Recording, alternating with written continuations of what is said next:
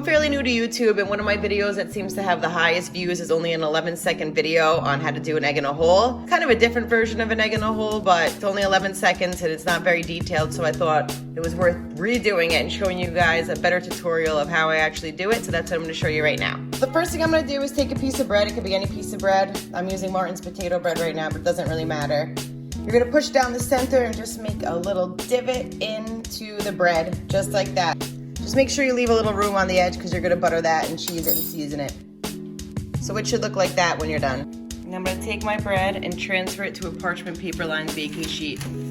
Keeping it here is just easier because I'm going to crack the egg in here, so instead of transferring it from the cutting board to the baking sheet, just put it right on here and save yourself the transfer. First video that I did, the 11-second one, I only did one egg. I'm going to do two, and I'm going to scramble this one. Let's see what the difference is. Some people don't like the look of that big old yolk there either.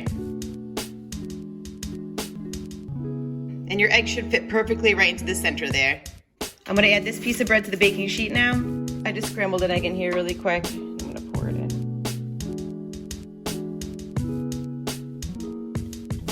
I take a little soft butter, and you're just going to butter the edges lightly. Spread that all around, that you get the whole perimeter. Just like that. And now I'm going to do the same thing on the other slice.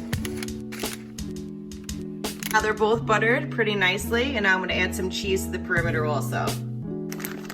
This is the cheese that I'm using, just ShopRite brand, sharp cheddar cheese. You could use whatever cheese you want.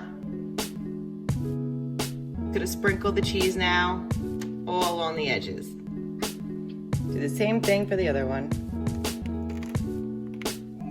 That looks great to me. See why we did it on the baking sheet though? It would have been a pain to try to transfer it. I'm just gonna season this with a little bit of salt and pepper. I have my oven preheated to 400 degrees. Let it bake for maybe like 10 minutes. Depends on how firm you like your egg. Some people like that yolk runny. It's up. It's been about, I'd say 12 minutes I had it in there. Pretty firm. And this is all cooked, even though it looks a little shiny, it's all cooked. I think that was done well. It depends how you like your yolk cooked. If you like it a little bit more runny, you can leave it, but this is pretty firm. Just want to make sure that this scrambled egg was cooked well.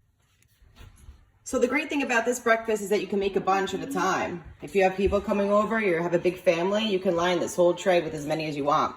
So that's it. That's how I make this cheesy egg toast. I'm going to plate it and then I'll show you guys what it looks like, but this is all done.